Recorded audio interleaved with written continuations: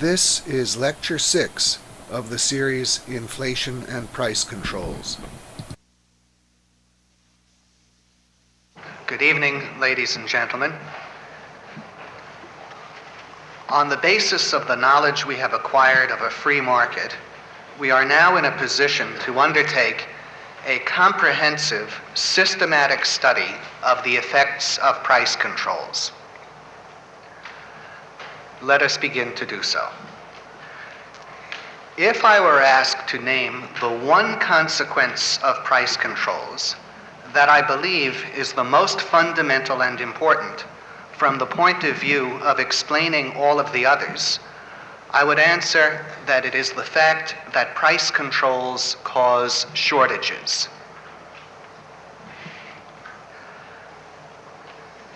In tonight's lecture, I will explain exactly what I mean by shortages and how price controls cause them.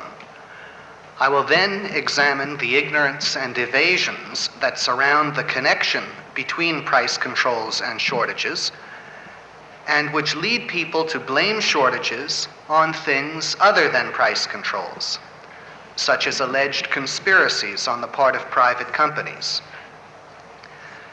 After that, I will begin a systematic presentation of the further effects of price controls operating in conjunction with shortages.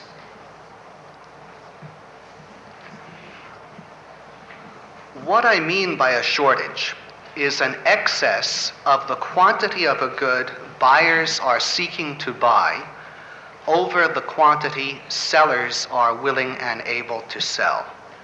An excess of the quantity of a good buyers are seeking to buy over the quantity sellers are willing and able to sell. In a shortage, there are people willing and able to pay the controlled price of a good, but they cannot obtain the good. The good is simply not available to them. Experience of the gasoline shortage of the winter of 1974 should make the concept real to everyone. The drivers of the long lines of cars all had the money that was being asked for gasoline and were willing, indeed eager, to spend it for gasoline. Their problem was that they simply could not obtain the gasoline. They were trying to buy more gasoline than was available. Now, please observe that the concept of a shortage is not the same thing as the concept of a scarcity. An item can be extremely scarce, like diamonds, Rembrandt paintings, and so on, and yet no shortage exist. In a free market, as we saw in last week's lecture, the effect of such a scarcity is a high price. At the high price, the quantity of the good demanded is leveled down to equality with the supply available, and no shortage exists. Anyone willing and able to pay the free market price can buy whatever part of the supply he wishes. The height of the market price guarantees it because it eliminates his competitors. It follows that however scarce a good may be, the only thing that can explain a shortage of it is that its price is prevented from rising to its free market level. That means the only thing that can explain a shortage is a price control, not a scarcity. It is price control that prevents the price of a scarce good from rising to its free market level, and thus reducing the quantity of it demanded to equality with the supply of it available. Of course, if a price control on something exists, and a scarcity of it develops or grows worse, the effect will be a shortage or worsening of the shortage. Let me put it this way. Scarcities can cause shortages or worsen them, but only in the context of price controls. If no price control existed, the development or worsening of a scarcity would not contribute to any shortage. it would simply send the price higher. Observe further. A shortage can exist despite a great physical abundance of a good. For example, we could easily develop a severe shortage of wheat in the United States with our present supplies or even much larger supplies. That is because the quantity of wheat demanded depends on its price. If the government were to roll back the price of wheat, it would create a major additional demand. Not only a larger export demand, but a larger demand for raising cattle and broilers, making whiskey, and perhaps for many other employments, for which one does not presently think of using wheat because of its price. In other words, no matter how many billion bushels of wheat we now produce or might produce in the future, we could have a shortage because at an artificially low price, we could create a demand for an even larger quantity. So please hold in mind that shortages are not a matter of scarcity or abundance. Scarcity need not cause them. Abundance is no safeguard against them. Shortages are strictly the result of price controls. Price controls are the only thing that allows scarcities to cause shortages, and they create shortages even when there is no scarcity but abundance. Indeed, I would like you all to realize right away that the true relationship between scarcities and shortages is the reverse of what is usually believed. The true relationship is that shortages cause scarcities. That is, no matter how abundant are the supplies with which we begin, we have only to impose price controls, create a shortage, and we will soon bring about a growing scarcity. As an example of this, consider the fact I pointed out last week that in the oil crisis, oil men needing oil products to keep their wells running were prohibited from outbidding homeowners needing oil to heat their garages. Think of what such a thing is capable of doing to the subsequent supply of oil. The demonstration of this relationship between shortages and scarcities, that it is shortages that cause scarcities, will be a recurring theme in all of the remaining lectures in this course. Now, in a free market, shortages are a virtual impossibility. The closest thing that exists to them is that sometimes people may have to wait in line for the next showing of a popular movie. The typical case in a free market is that a seller is in a position to supply more than his present number of customers. There are very few stores or factories in a free market that are not able and eager to do more business. Even goods and services in limited supply are priced in such a way that the sellers are usually able and willing to do more business.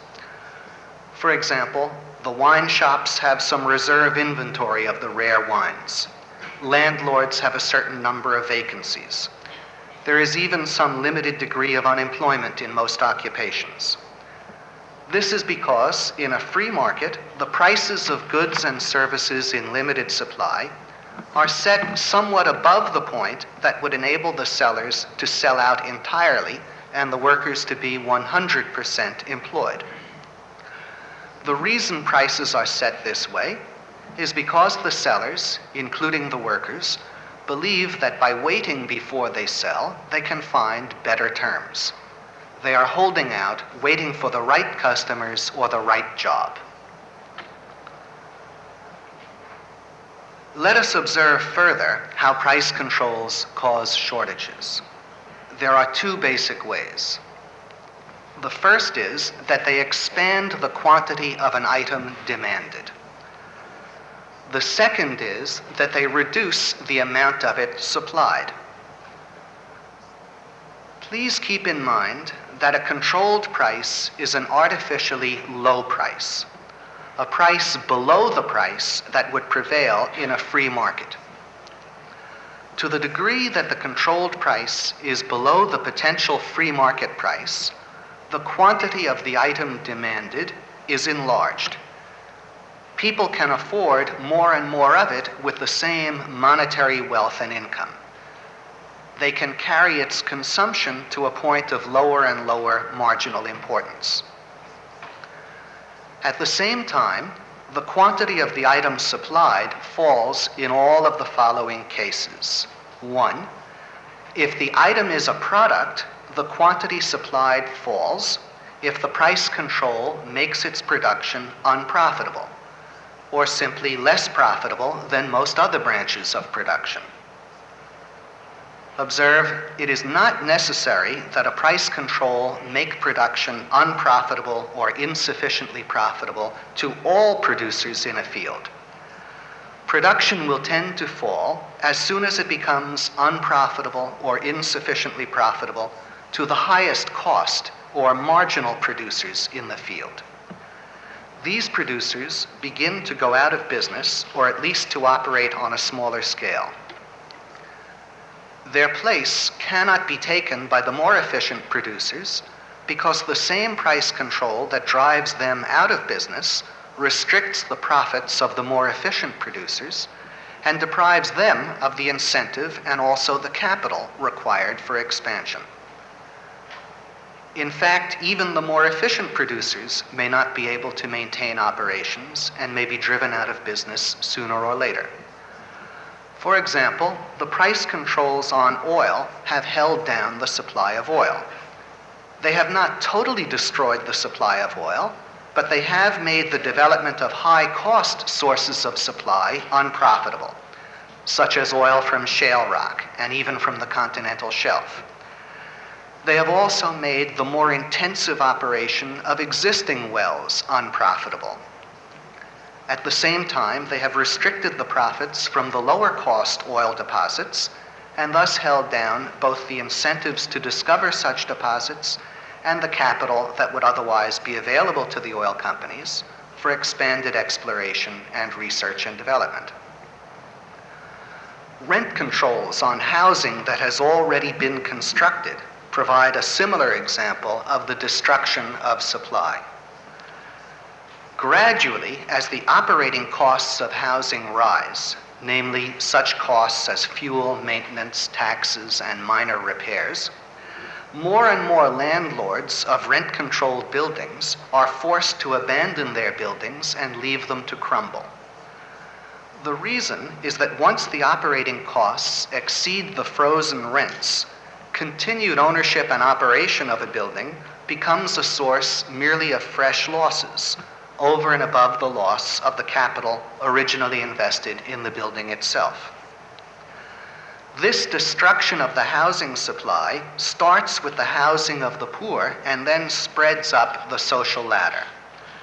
It starts with the housing of the poor because the operating costs of such housing are initially so low that they leave little room for economies. For example, there are no doormen to eliminate and therefore no doormen's salaries to save. Also, the profit margins on such housing are the lowest to begin with because the land and the buildings are the least valuable and therefore the amount of profit earned is correspondingly low. As a result, the housing of the poor is abandoned first because it provides the least buffer between rising operating costs and frozen rents. Now let us consider a second major type of case in which price controls reduce supply. A price control reduces supply whenever it is imposed in a local market and makes that market uncompetitive with other markets. In such a case, the local market can be prevented from drawing in supplies from other areas. A price control, and this is a case that we saw in Lecture 4 in discussing the effects of the Arab oil embargo on the United States. A price control can also cause a local market that normally exports to export excessively. In this case, as supplies are drawn out, the price control prevents the people in the local market from bidding up the price and checking the outflow. This phenomenon occurred in this country in 1972 and 1973. Our price controls on wheat, soybeans, and other products made possible an unchecked exportation that jeopardized domestic consumption and led to an explosion of prices each time the controls were taken off in President Nixon's succession of on-again, off-again phases. I should mention, by the way, by way of a momentary digression, that a further factor involved in this case was the devaluation of the dollar in terms of foreign currencies.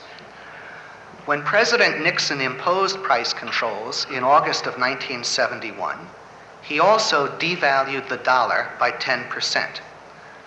In 1973, the dollar was devalued again. A devaluation of the dollar meant a lower price of dollars in terms of marks, francs, etc. That's all devaluation means, a fall in the price of a country's money in terms of foreign monies. Since the prices of our goods were frozen, a lower price of dollars meant that all of our goods suddenly became cheaper to foreigners. As a result, they began buying in much larger quantities, especially our agricultural commodities. And as they began buying, domestic buyers were prevented by price controls from outbidding them for the dwindling supplies. As a result, years of accumulated surpluses were swept out of the country and domestic food supplies were threatened, which is why prices skyrocketed each time the controls were taken off. 3. A price control reduces supply whenever it is imposed on a commodity of the kind that must be stored for future use, and encourages a too rapid rate of consumption of that commodity. To elaborate on an example from Lecture 4, if the wheat harvest were short by an amount equal to 1 month's normal consumption, and a price control were imposed which prevented any rise in price, then consumption would go on at the usual rate, and at the end of 10 months, there would be 2 months to go and only 1 month's supplies left. In this case, price controls would have sacrificed the supplies of the last 2 months to the first 10 months. In principle, this is their effect every time they cause the consumption of something that a free market would store for future use. 4. A control reduces supply if it is applied to the wages of any particular occupation or to the wages paid by any particular industry, while wages in other occupations or industries are left free. In these cases, the workers in the controlled occupation or industry simply leave to take better paying jobs at uncontrolled wages elsewhere, and new workers do not enter the controlled occupation or industry. The controlled occupation or industry is made uncompetitive and loses its labor force. For example, if the government were to control just the wages of steel workers, say, the effect would be that steel workers would start going into other industries in response to higher uncontrolled wages in those industries. Young workers would stop becoming steel workers. Exactly the same thing would happen if the government controlled just the wages of carpenters, say. 5. A price control reduces supply whenever it applies to some products of a factor of production, but not to other products of that factor. In this case, the production of the controlled products is curtailed because it is more profitable to use the factor of production to produce the uncontrolled products. For example, if the price of milk is controlled but cheese is not, then the production of cheese will be more profitable than the production of milk. As a result, raw milk will be used more heavily to produce cheese, and less milk will be available for drinking. In other words, the supply of milk available for drinking will fall. In all of these 5 ways, then, price controls act to reduce the supply of goods or services subjected to them. The reduction in supply, combined with the increase in the quantity of a price-controlled good demanded, is what creates a shortage of the good. Now, it may be thought that price controls on genuine monopolies, such as government-franchised electric utilities, are an exception to the principle that price controls discourage production. In fact, they are not. Indeed, they are an excellent illustration of it. In normal times, that is, in the absence of inflation, or when inflation is proceeding very moderately, these controls on the monopolies are largely without effect. By that I mean they do not actually impose below-market prices. At such times, they are set at a level that, if anything, is almost certainly higher than would have prevailed in a free market. This is the case because they are set high enough to provide the going rate of profit, and then some, to legally protected monopolists. The costs of production of these monopolists are almost certainly above the costs of production which would prevail in a free market. But in a period of more rapid inflation, such as has characterized the last decade, the price controls on these monopolies cease to be above the potential free market prices. They begin to operate as genuine price controls. This occurs because inflation drives up the production costs of the monopolies, while the regulatory authorities either refuse to allow rate increases or allow only insufficient rate increases. In this way, the utilities and all the other regulated industries become unprofitable. At first, they merely cease to grow rapidly enough because their restricted profitability throttles their ability to generate additional capital. That is, they both lack the profits to plow back, and they lack the profits to provide an incentive to the investment of sufficient additional outside capital. When the reduced profitability of these industries is understood to be permanent, however, or when the policy of the regulatory agencies inflicts actual losses on them in terms of making it impossible for them to replace worn-out equipment at higher prices, then these industries go into an actual decline.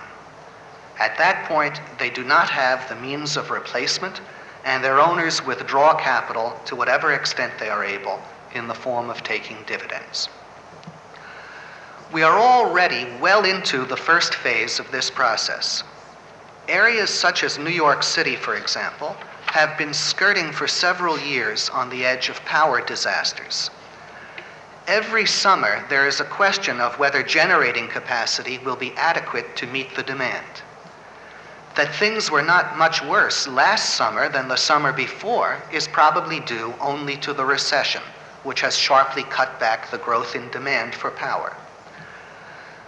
This situation of the demand for power threatening to outrun the supply in places like New York City is the result of the rate controls on the utilities, compounded, of course, by the ecology movement and a growing burden of taxation. The two latter have combined with inflation to drive up costs. All of this has acted to restrict the profits of the utilities for many years, and thus to prevent the construction of sufficient generating capacity to keep pace with demand.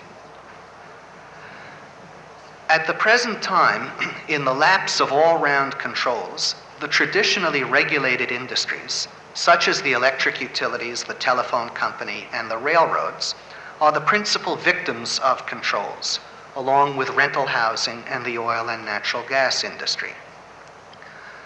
They are literally being destroyed by them.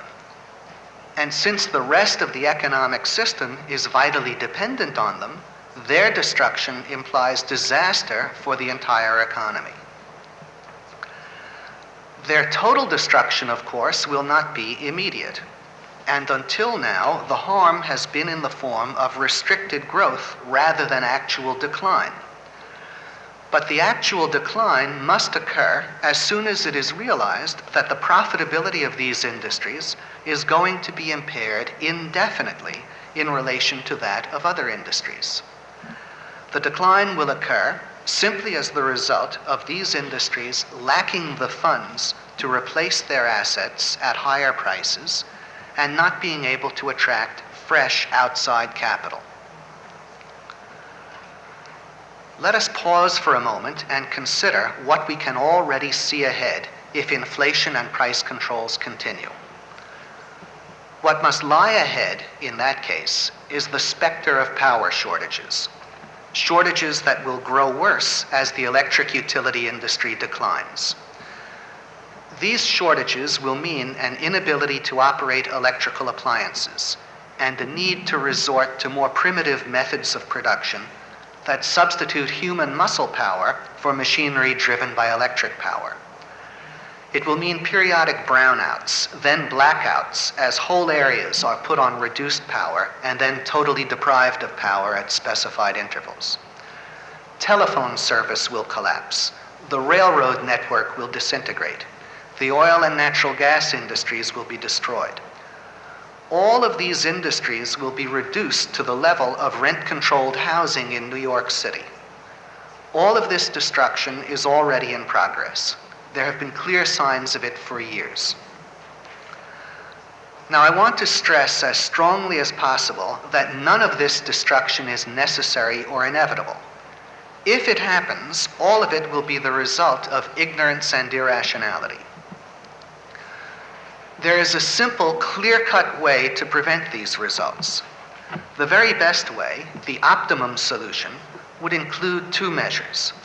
One, an end to inflation and the establishment of a full gold standard.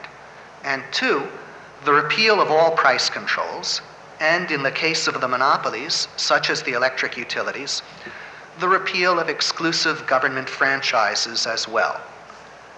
This last would deprive them of their monopoly character and of the ability to set monopoly rates. A third measure would also have to be included, namely an end to the harassment of energy producers by the ecology movement. I realize that this solution may be regarded as utopian. Nevertheless, it is the right solution, and it provides the only practical standard by which we can gauge the actions we should take and that are open to us. If we do not have the power immediately to stop inflation, we do have the power at least to make it go slower. If we do not have the power immediately to repeal price controls, we do have the power to see that they are relaxed or applied less stringently rather than more stringently. We have this much power at least simply by voting for less bad political candidates. But within a few years, we could do much more than this, as I will indicate in Lecture 9.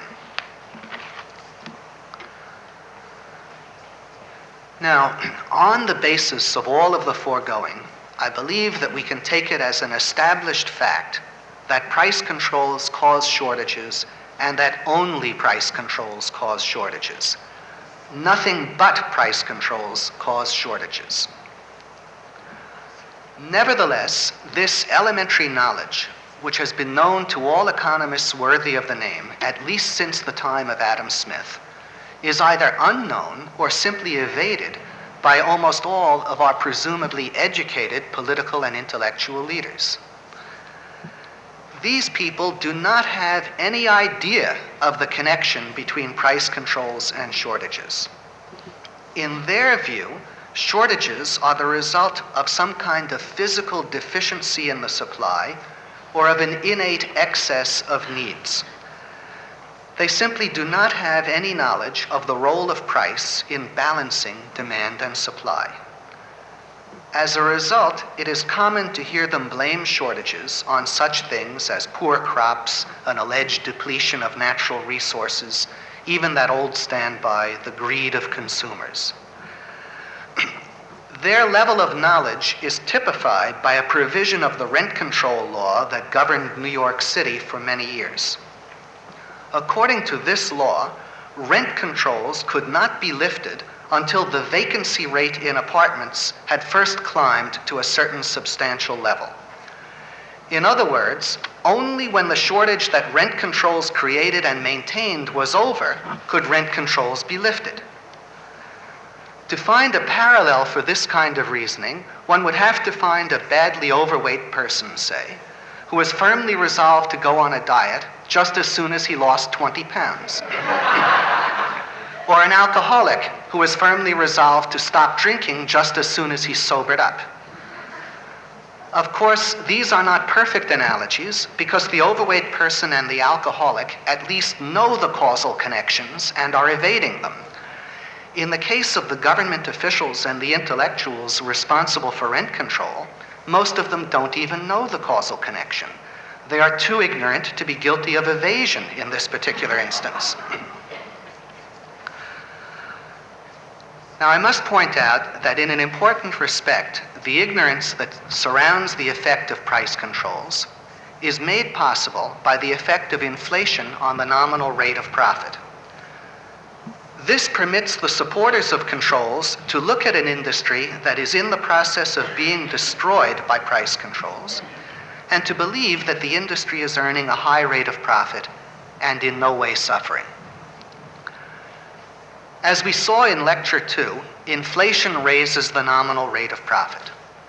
Because of this, it can appear that the controlled industries are earning a rate of profit that by all customary standards should be more than adequate. The supporters of the controls point to the fact that the nominal rate of profit of the controlled industries is as high or higher than what has traditionally been considered a good rate of profit. And they attack the pleas of the controlled industries for a still higher rate of profit as, quote, unconscionable greed, and even demand that it be reduced from heights they claim are already, quote, excessive. To fully understand what is involved, it will pay us to spend a few moments examining further the effects of inflation on the nominal rate of profit. Back in Lecture 2, we saw how inflation artificially raised profits on inventories. Now let us see how it artificially raises profits on so-called fixed capital.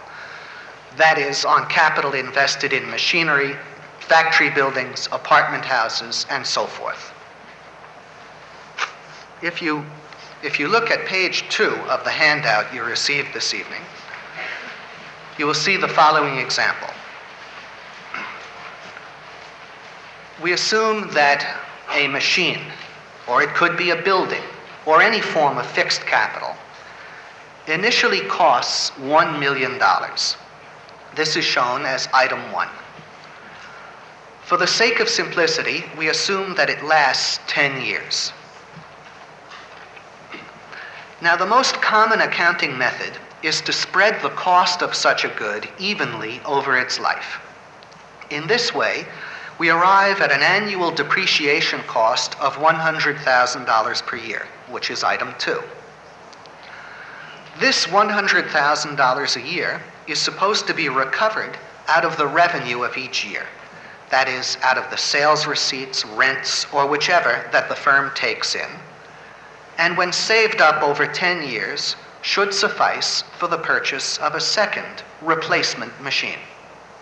In the left-hand column of your handout, the column labeled Profits Without Inflation, item 3, I show a hypothetical income statement of the firm which describes its annual operations on the assumption of no inflation. I assume that each year the firm has sales revenues of $1 million and operating costs of $850,000. These operating costs are the costs of labor, materials, fuel, advertising, and so forth. For the most part, they are outlays made in the current year to keep on producing. given the fact that the firm already owns the fixed capital, the machine. When we subtract operating costs from sales revenues, we arrive at gross profit. And when we subtract depreciation from gross profit, we arrive at net profit before taxes. The profit remaining after all costs but taxes have been deducted. For the moment, we will ignore taxes. In our example, as we see, gross profit is $150,000 per year, and net profit is $50,000 per year. The rate of profit in our example is 10%. We arrive at this figure by dividing the $50,000 amount of net profit by $500,000, which is the amount of capital invested in the machine on the average over its 10-year life. Please observe, $1 million is invested in the machine only at the beginning of the first year. Thereafter, as depreciation is recovered, the amount of capital invested in the machine is steadily reduced. At the end of year 5, only $500,000 remains invested. And at the end of year 10, nothing remains invested. The average investment, taking the balance of all the years, is only $500,000. Hence, the rate of profit is 10%. Now let us assume that this 10% rate of profit is normally a very good rate and is competitive, or even more than competitive, with the rate of profit in industry generally. So far then, all is fine for the particular industry concerned. But now let us observe the effects of inflation, and then of the government's attempt to keep the industry's profit at this initial rate.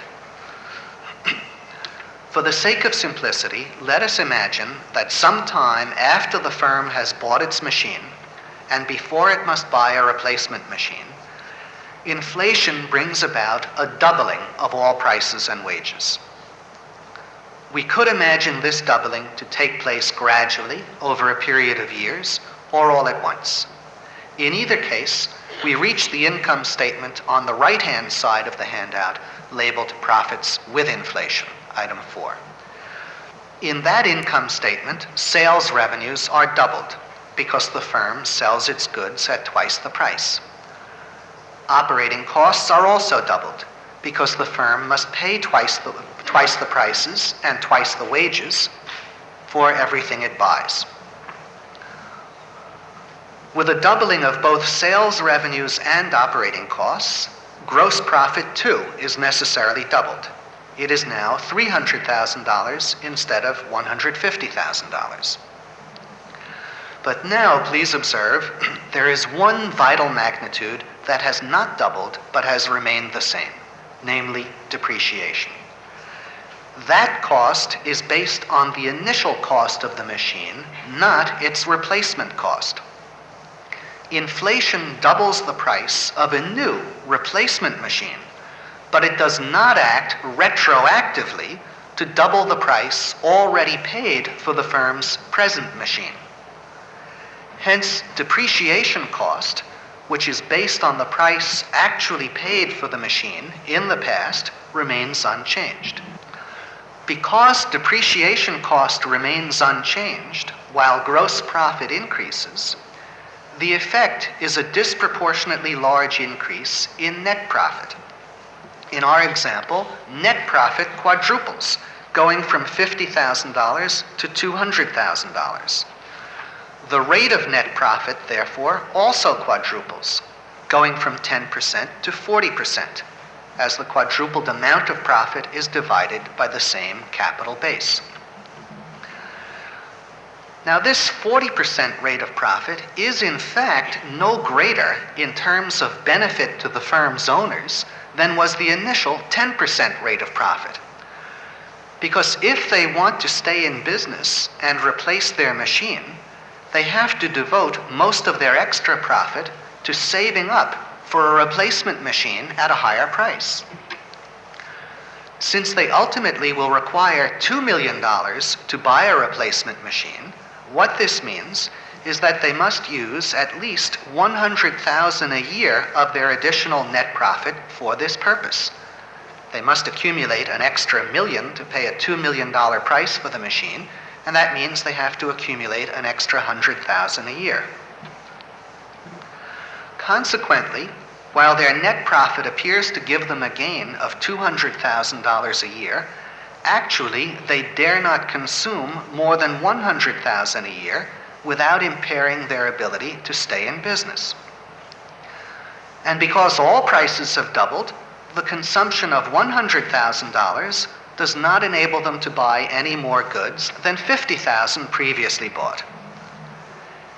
In this way, the $200,000 profit with inflation is really no greater than was the $50,000 profit without inflation.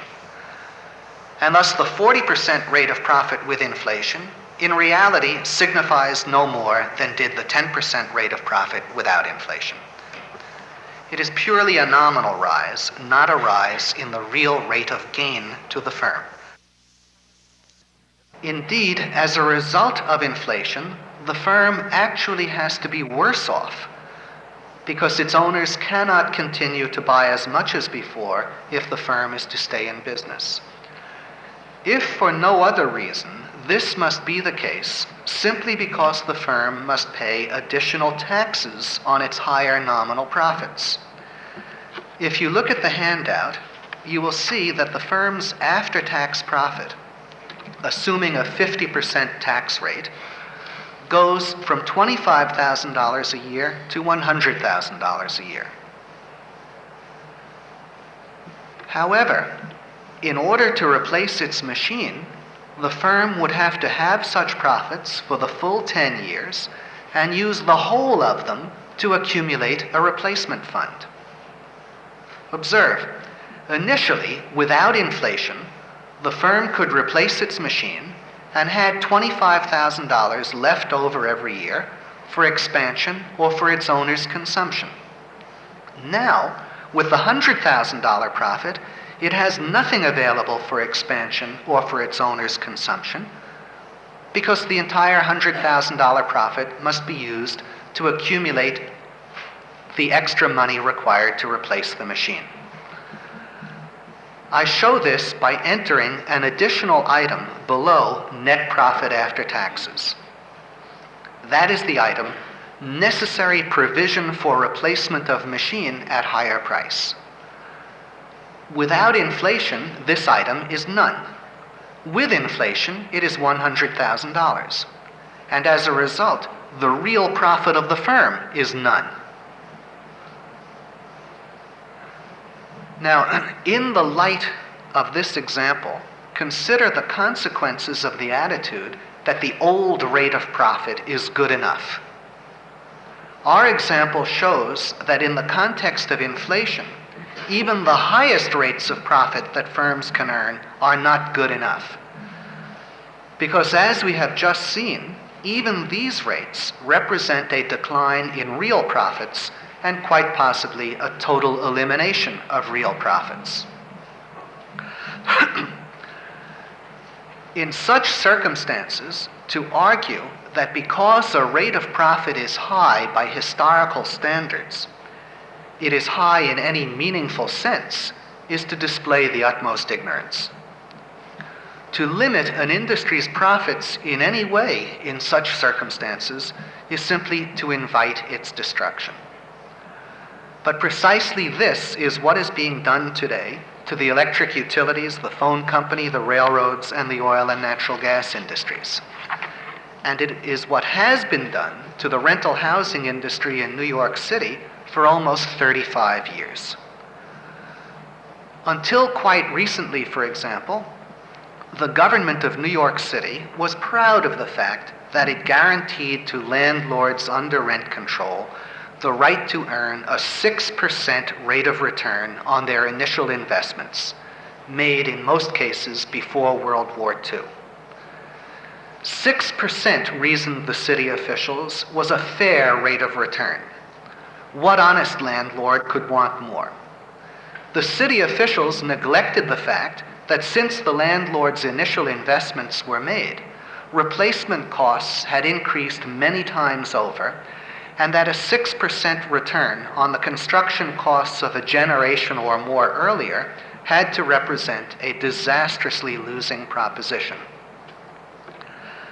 Amazingly, when landlords began to stop keeping up their properties as a result of such loss-making conditions, they were the ones accused of milking their properties, as though the city or the tenants had originally constructed the buildings and the landlords were now trying to squeeze out of them whatever they could.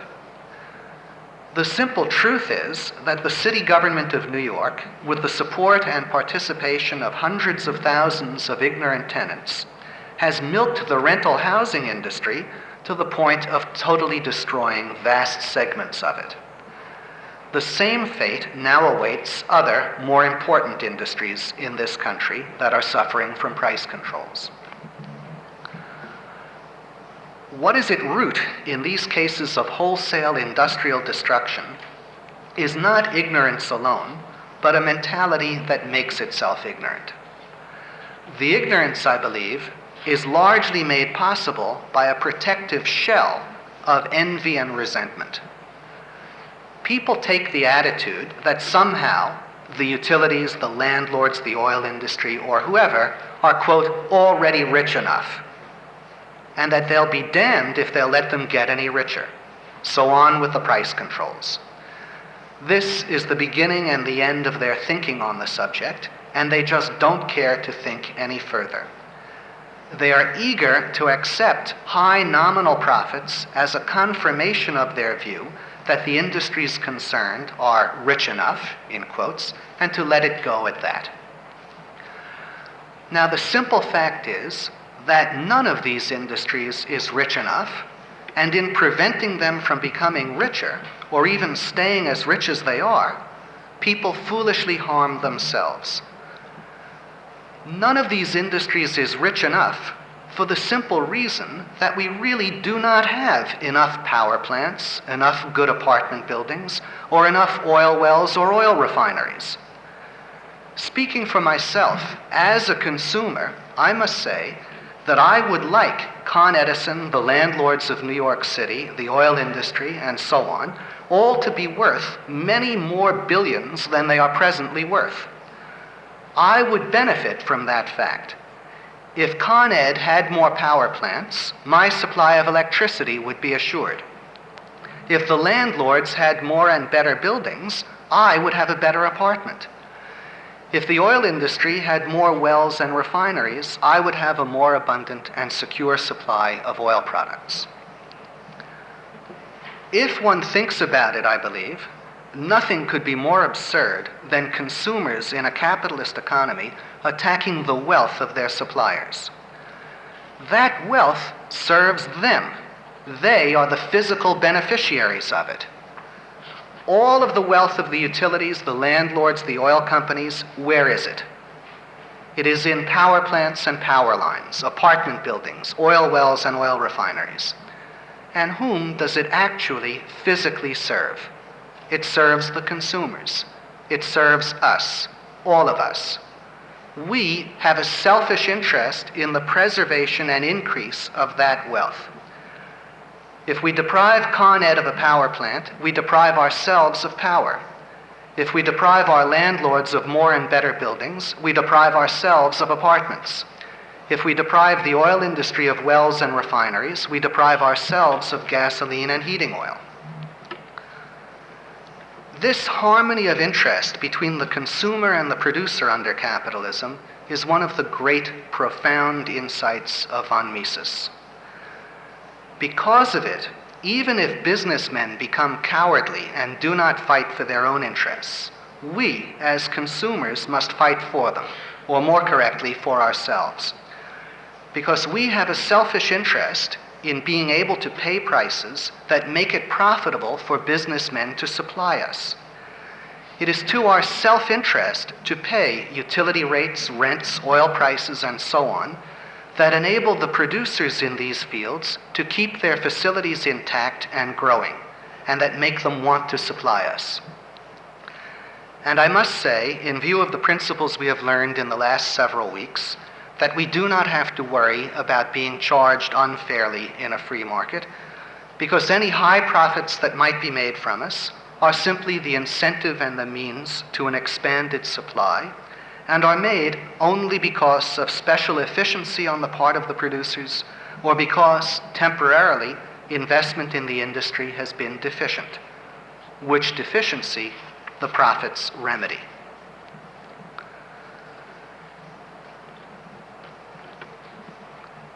Now let us try to keep in mind all that we have learned tonight about shortages and about the ignorance that surrounds them, and let us turn to the kind of ignorance that displayed itself during the oil shortage.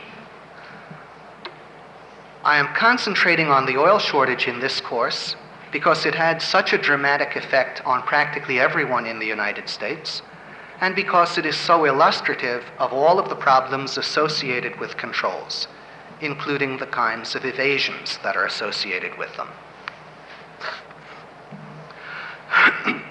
There were two very popular explanations of the oil shortage that went around at the time, both of which tried to blame it on the oil companies rather than on price controls.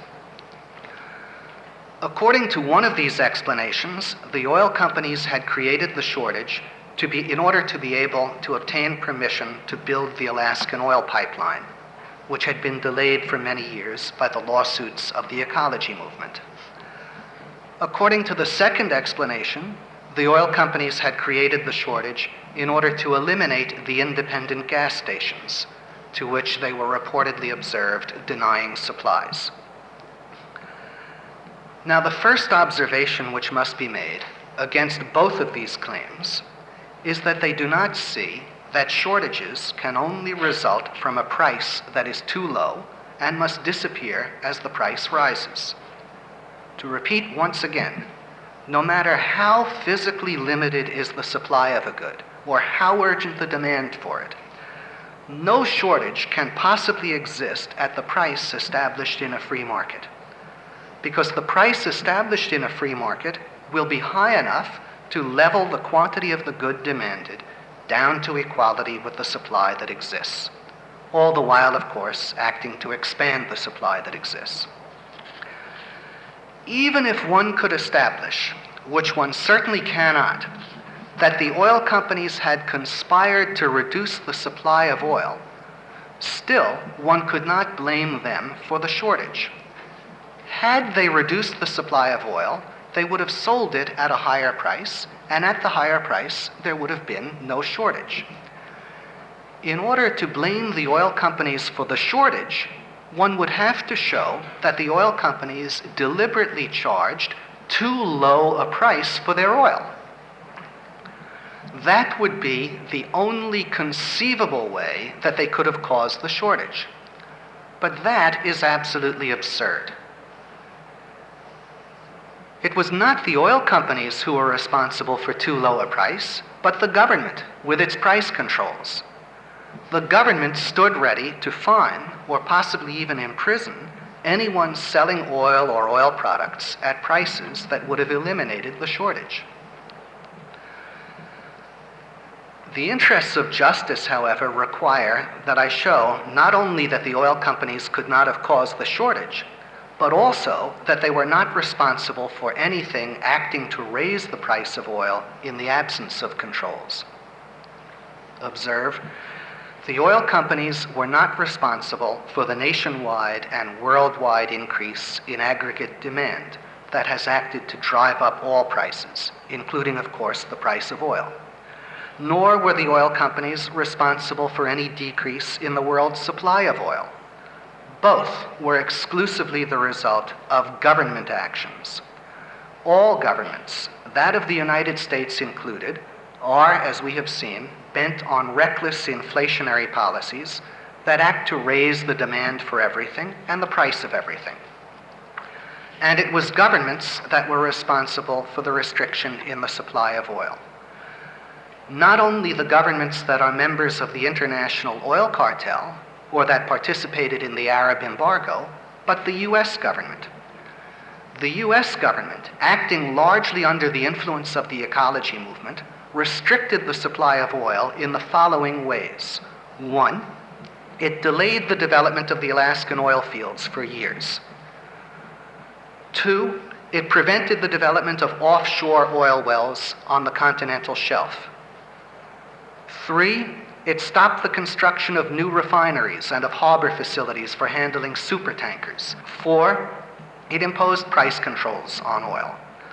Five, more recently, it has acted to further restrict oil company profits by punitively increasing their rate of taxation through abolishing the customary depletion allowance on crude oil. This followed a reduction in the depletion allowance some years ago. Six, it has deterred investment in the oil industry through threats of antitrust actions forcing the breakup of existing companies and through threats of nationalization of the oil industry. In addition, the US government has been responsible for an enormous artificial increase in the demand for oil, over and above the increase caused by its policy of inflation. It has caused an artificial increase in the demand for oil in the following ways. One, since the mid-1960s, it has controlled the price of natural gas, thereby undermining the growth of that industry. The demand for fuel that normally would have been supplied by natural gas has therefore overflowed largely into an expanded demand for petroleum, which is its closest substitute for most purposes. Two, under the influence of the ecology movement, the government has prevented the construction of atomic power plants and restricted the mining of coal. In these ways, too, it has forced the demand for fuel to rely more heavily than necessary on oil supplies. Three, again under the influence of the ecology movement, the government has forced electric utilities to shift from the burning of coal to the burning of oil, and it has forced automobile manufacturers to produce engines requiring far higher gasoline consumption per ton mile. In sum, the government and the ecology movement have done everything in their power to raise the demand for and restrict the supply of oil. Now, it should be realized that it is only these actions of the US government that have made possible the dramatic rise in the price of oil. The US government bears a far greater responsibility than the Arab cartel. It is the party that has made it possible for the cartel to succeed. All that the cartel has done is to take advantage of the artificial increase in demand and restriction of supply brought about by the US government. Had the US government not restricted the expansion of the domestic petroleum industry and forced up the demand for oil, the supply reductions carried out by the cartel would not have been able to have a significant effect on the price. Because in that context, such supply reductions would have been at the expense of far less important wants than actually turned out to be the case. With the larger domestic supply of oil and competing fuels that a free market would have produced, the marginal significance of any given amount of oil would have been far less. The loss of any given amount of oil, by virtue of the supply reductions carried out by the cartel, would therefore have been far less serious. As a result, the cartel would not have been able to raise the price nearly as much by virtue of any given amount of supply reduction. In such circumstances, the cartel members would probably have not found it worthwhile to reduce the supply. Indeed, the cartel would probably never have even been formed in the first place, because the conditions required for its success would have been totally lacking. In sharpest contrast to the actions of the US government, at each step of the way, the oil companies have sought to expand the production of crude oil and oil products in order to keep pace with the growing demand for oil. They have consistently sought to develop new sources of supply, such as the Alaskan and offshore fields, and to construct new refineries and improved harbor facilities. In other words, they have done everything in their power to keep the price of oil products as low as economically possible. Any other policy would have been against their interests. And this point must be stressed. In a free market, the oil company's profit motive is tied to maintaining as great a supply and as low a price of oil as possible. Consider first the interests of the firms that are predominantly petroleum refiners. Their capital is invested primarily in refineries, pipelines, tankers, delivery trucks, and the like, rather than in deposits of crude oil in the ground. These firms clearly have an interest in the greatest possible supply and lowest possible price of crude oil, because the price of crude oil is their cost. These firms have the same interest in an abundant supply and low price of crude oil that every producer has in an abundant supply and low price of his raw material. By the same token, consider the interests of the producers of crude oil. Their interests lie with the greatest possible efficiency of refining operations and the lowest possible price of refined petroleum products. Because the lower the prices of refined products, the greater the quantity of them demanded, and therefore the greater the quantity of crude oil demanded. The price of crude oil can benefit by part of any cost savings in refining. This mutual tension between the interests of refiners and producers of crude oil makes it necessary for each group to try to improve its own production. Because if the existing producers of crude oil lag behind, they can expect competition from the refiners, who can develop their own supplies of crude oil or expand their existing crude oil operations. If the existing refiners lag behind, they can expect competition from the producers of crude oil, who for their part can undertake refining operations or expand their existing refining operations. In addition, both groups can expect competition from total outsiders if they fail to exploit any significant opportunity for improvement. And of course, within each group, whichever individual firm succeeds in improving production ahead of its rivals will almost certainly gain at their expense. For example, if one particular refiner improves his efficiency and cuts his costs, he will have higher profits and thus be able to accumulate additional capital.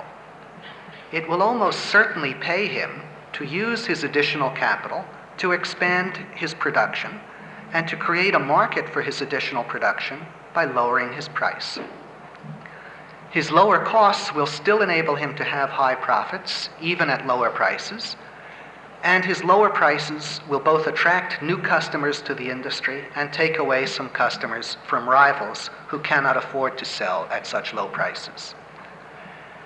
Any refiner who does not strive to cut his costs and expand his output merely creates an opportunity for someone else to do so, whether another existing refiner, a crude oil producer, or a total outsider. And he thereby risks making himself the rival who cannot afford to sell at the market price. That is, he risks the destruction of his firm if he does not strive to reduce costs. In the same way, every producer of crude oil has similar profit as well as loss incentives to cut his costs and develop new supplies at lower prices. For these reasons, it was no accident, but logically necessary, that the oil companies have all along sought to expand their production. It was the operation of these very principles that brought the oil industry into existence in the first place and developed it from virtually nothing into the productive giant it is today. To argue, therefore, that the oil companies were responsible for the shortage is an absurdity compounded by a triple injustice. It is an absurdity in that, as we have seen, it implicitly accuses the oil companies of charging too low a price for their oil. This is something they would never do.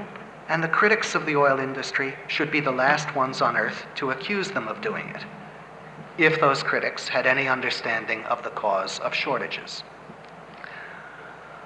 The accusation embodies a triple injustice in that it evades, one, the fact that it was the government's price controls that kept the price too low. Two, the fact that the government and the ecology movement did everything they could to restrict the supply and expand the demand for oil. And three, the fact that by the nature of the profit motive, the oil companies have always worked to expand the supply of oil and reduce its price. To argue, in addition, that the oil companies created the shortage for the purpose of being able to build the Alaskan pipeline is to pile on still further absurdities. The obvious truth, given the price controls, is that the construction of the pipeline would have mitigated the shortage somewhat, had it not been so long delayed. To argue that its construction was the motive for the shortage is not only to display the utmost ignorance about the causation of shortages and callous indifference to the most elementary questions of justice, it is also to display a lack of comprehension of the law of causality in relation to the physical world. Because according to this argument, the pipeline was something that only the oil companies wanted. The consumers of oil products, allegedly, could have gotten along quite well without the pipeline. Oil products, according to the mentality behind this argument, simply come from oil companies. The oil companies, it is believed, are perfectly capable of producing oil products without oil fields or oil pipelines. The oil companies desire oil fields and oil pipelines, one gets the impression, not because they are necessary to production. Production is causeless, but in order to disturb the reindeer and the grizzly bears and to pollute the air. This denial of the elementary physical connection between products and the means of producing them, I must point out, is not an isolated phenomenon confined to the arguments about the pipeline. It is simply a further manifestation of the same mentality we have already encountered in consumers who denounce the wealth of their suppliers. Consumers who'll be damned if they'll let the utility that supplies them with power own the power plants necessary to do so, or their landlord own a decent building in which they might live. This mentality pervades the whole ecology movement. It is the mentality of all of its members insofar as they both prevent the development of energy supplies and denounce the producers of energy for not producing enough.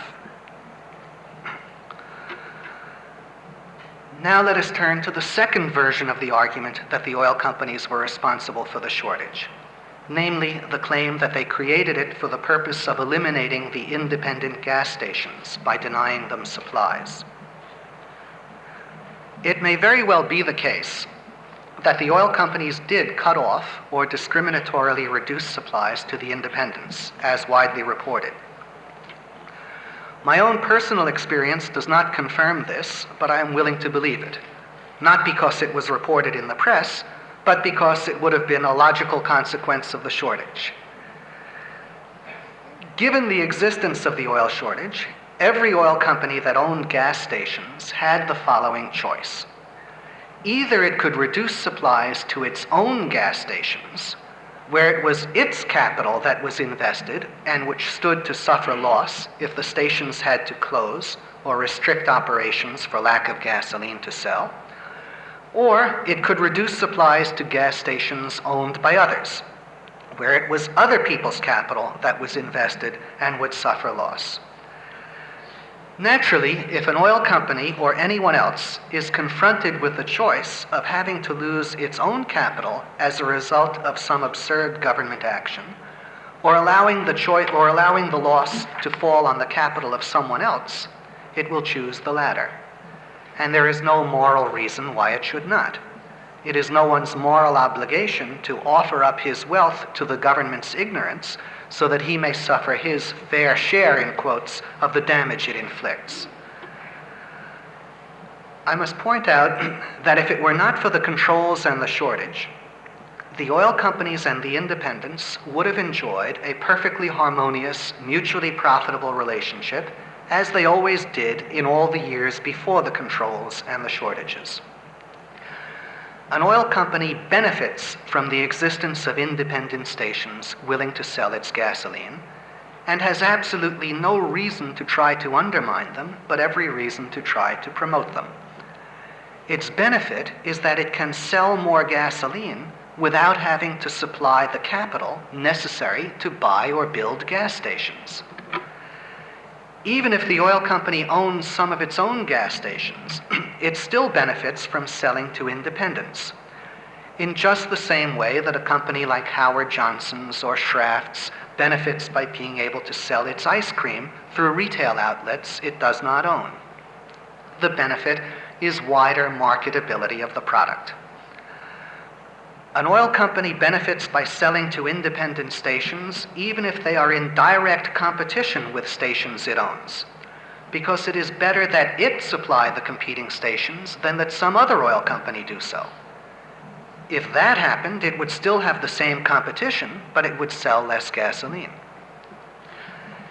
In the absence of price controls, even the physical scarcity of oil would not have stopped the oil companies from selling to the independents.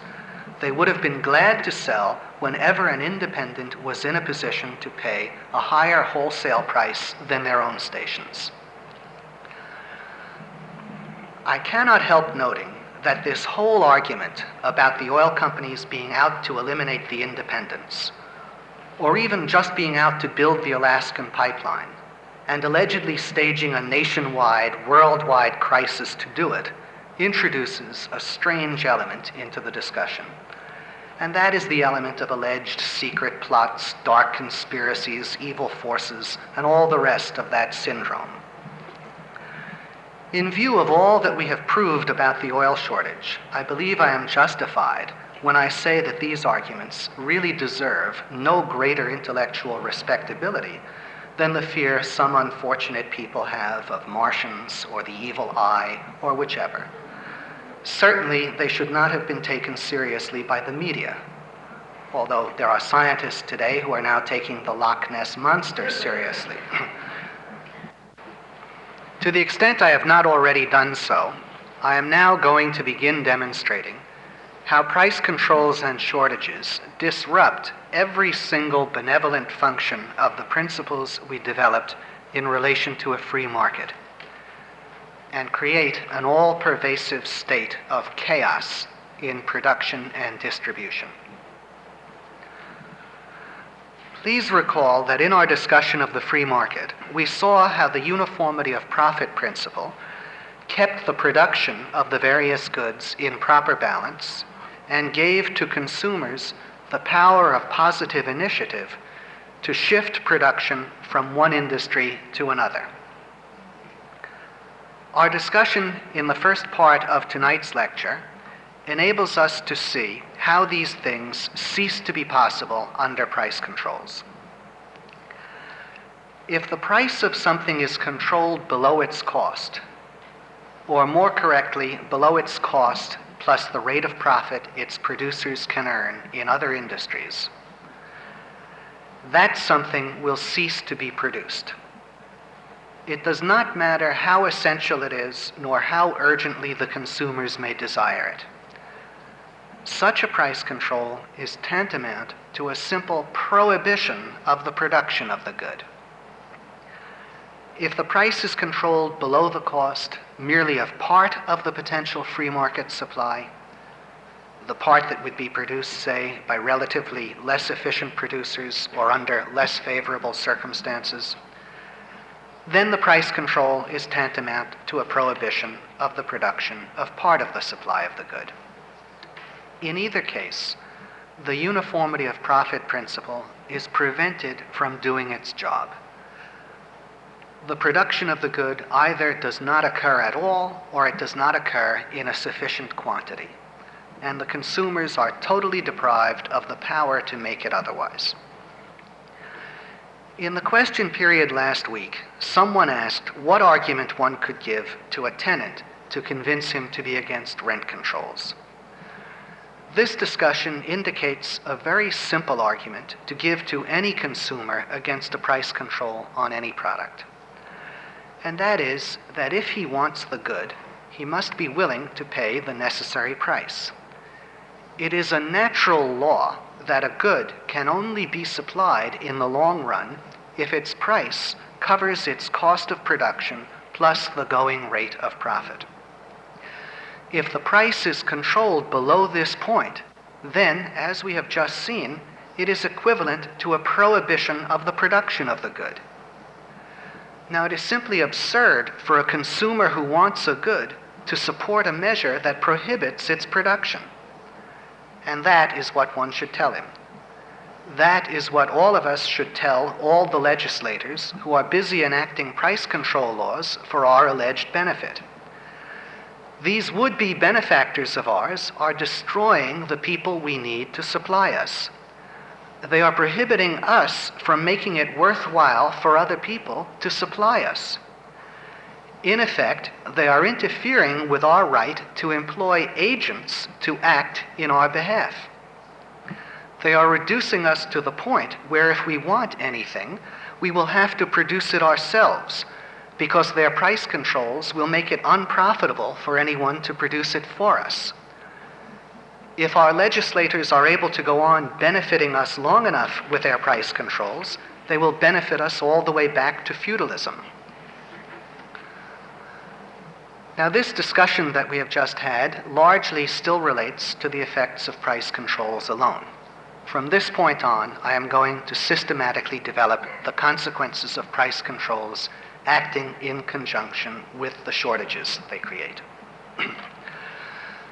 The powerlessness of consumers under price controls is a good starting point for this discussion, because the combination of price controls and shortages not only deprives the consumer of the power to make it profitable for sellers to produce the goods he wants, but of all economic power of any kind over sellers. Instead of being a valued customer whose patronage or lack of patronage makes a difference to the seller's profit or loss, the buyer is reduced to the status of absolute insignificance, totally at the seller's mercy. His position is much worse, in fact, than if he were dealing with a protected legal monopolist. Consider, if a shortage exists and a buyer is dissatisfied with his supplier, he dare not leave him, because he has nowhere else to go. In a shortage, even if there are many other suppliers of the same good, each of them has his own waiting line or waiting list, and as a result, the dissatisfied customer of any one supplier cannot count on actually being supplied by any other supplier. The other suppliers, therefore, do not represent a real alternative for him in a shortage.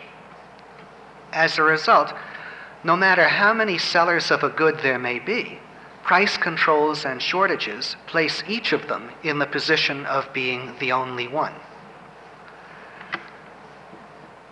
And just as in the case of a protected legal monopolist, these sellers are immune from potential competition.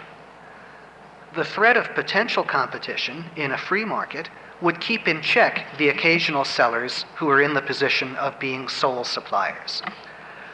Potential competition is ruled out because the industry is forced to operate at a rate of return that is not competitive, and perhaps even at an outright loss. Consequently, no outside firm would want to enter such an industry. Up to this point, we can see that the position of a seller under price controls and shortages at least duplicates that of a protected legal monopolist with respect to the buyer's lack of freedom of choice. Now let us see how the situation is actually much worse. Please observe that under price controls and shortages, the seller who surpasses a customer's limits of tolerance and succeeds in driving him away does not lose anything by doing so. Because for each customer he drives away, there is a multitude of others eager to take his place. The seller simply sells to someone else who otherwise would not have been able to buy or not buy as much as he desired. Now, this goes beyond the conditions faced by a protected legal monopolist. Such a monopolist does not have a reserve of unsupplied potential customers willing to buy on just as good terms as his present customers. If such a monopolist drives away his present customers, he can only find new ones at lower prices. A protected legal monopolist who has any sense, therefore, will not do this. He will value his customers because he knows that he cannot afford to lose them without harming himself. But under price controls and shortages, the seller is free to regard his customers as absolutely valueless, as being instantaneously replaceable by others drawn from waiting lines or waiting lists, without any loss to himself.